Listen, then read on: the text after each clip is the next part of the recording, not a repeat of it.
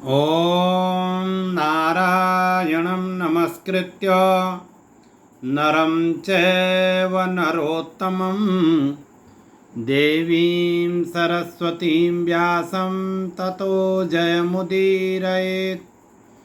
नमस्कार, स्वागत है आप सभी का हमारे चैनल पर। जैसे कि आप जानते हैं कि कल जो बीत गई 7 तारीख से महालया पक्ष प्रारंभ हो गया पार्वण का। कल पूर्णमासी का श्राद्ध हो गया, आज प्रतिपदा का, कल द्वितीया, परसों तृतीया, चतुर्थी का एक साथ हो जाएगा। ऐसे श्राद्धों का क्रम अब चलते रहेगा। ये जो 15 दिन हैं आश्विन कृष्ण पक्ष के बहुत महत्वपूर्ण हैं और इसमें पितरों के लिए अवश्य ही श्राद्ध करना चाहिए। जिनका बहुत लोग पूछते हैं, संदेश के माध्यम से भी, टेलीफोन के माध्यम से भी लोग पूछ रहे हैं। किसी कारणवश यदि आश्विन कृष्ण पक्ष में यदि श्राद्ध न हो पाए और अमावस्या को भी न हो पाए, पितृविसर्जन के दिन भी न हो पाए, ऐसी स्थिति बन जाए कि पार्वण श्राद्ध हो ही न सके, तो ऐसी स्थिति में उन लोगों को कब पार्वण करेंगे, क्या पार्वण छूटने का उनको दोष लगेगा, ये उनका प्रश्न है। तो इस प्रश्न का उत्तर यह है, जैसे कि हमने पूर्व के पिछले साल के अपने वीडियो इत्यादि में कहा भी है कि जो लोग आश्विन कृष्ण पक्ष में श्राद्ध नहीं कर पाएँ महालया पर पक्ष में, तो ऐसे लोग कार्तिक कृष्ण पक्ष में श्राद्ध को कर सकते हैं। ये दोनों ही पक्ष महालया कहलाते हैं। इन दोनों पक्षों में दोनों महीनों के जो कृष्ण पक्ष हैं, कार्तिक के भी आश्विन के भी, ये महालया पक्ष कहलाता है। तो जो किसी कारणवश, पहले तो प्रयास यही होना चाहिए कि आश्विन में ही श्राद्ध हो जाए, आश्विन कृष्ण पक्ष में ही श्राद्ध हो जाना चाहिए। यदि किसी प्रकार से न हो पाए, कोई अव्यवस्था हो गई, सामाजिक, आर्थिक, पारिवारिक कोई समस्या यदि आ ही गई, तो ऐसी स्थिति में कार्तिक कृष्ण पक्ष में अवश्य ही श्राद्ध कर्म कर लेना चाहिए, पार्वण का श्राद्ध कर लेना चाहिए, इसको छोड़ना नहीं चाहिए। जो इसको इस प्रकार से छोड़ते हैं, तो जैसे ही वृश्चिक राशि में भगवान सूर्य जाते हैं तो पितर लोग भी फिर पितर लोक को चले जाते हैं। जो पितर लोक के पितर हैं, यहाँ आए हुए हैं इस समय पृथ्वी में, वो भी पितृलोक को चले जाते हैं। तो पितृलोक को जब जाते हैं, जिनका श्राद्ध नहीं हो पाता है, ऐसे पितृलोक के पितर आशीर्वाद नहीं देते हैं और अपितु श्राप दे करके चले जाते हैं। तो इसलिए प्रयास यह करना चाहिए कि पहले तो आश्विन कृष्ण पक्ष में ही, महालया पक्ष में ही श्राद्ध हो जाए।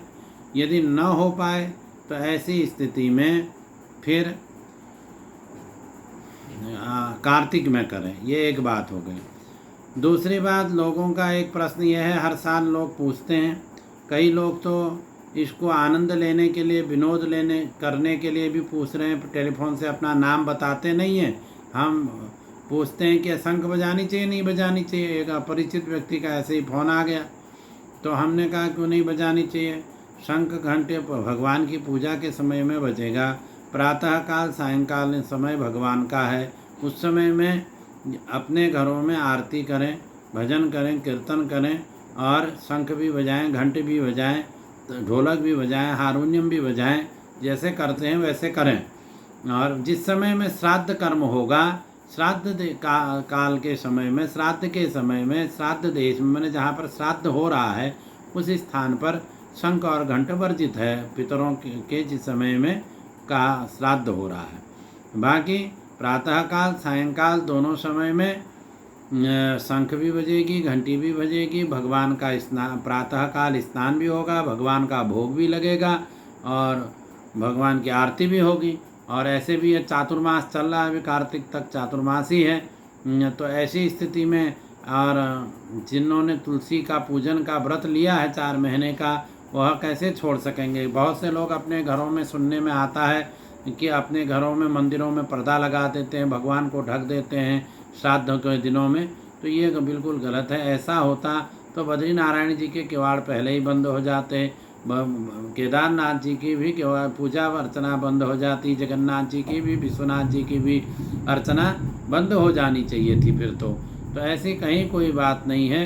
जिस समय में श्राद्ध होगा उस श्राद्ध का समय मध्याह्न का, अपराह्न का, मध्याह्न का होता है, उस समय में ये नहीं होगा, शंख घंटे नहीं बजेगी। बाकी श्राद्ध के समय भी बिना भगवान के स्मरण के श्राद्ध को प्रारंभ नहीं करते, वहाँ गणेश जी का स्मरण करते हैं, भगवान का स्मरण करते हैं, चतुर्भुज नारायण का स्मरण करके ही श्राद्ध भी होता है। श्राद्ध में भी पहले भगवान का ही स्मरण होता है।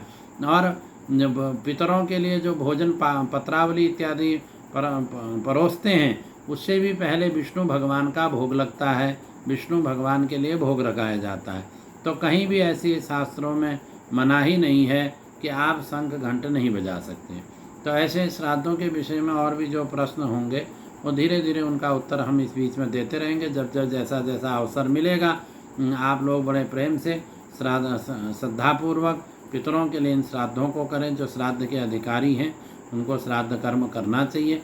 बाकी लोग भगवान का भजन करें, गायत्री इत्यादि का जप करें जिनको परंपरा से यज्ञोपवीत प्राप्त है।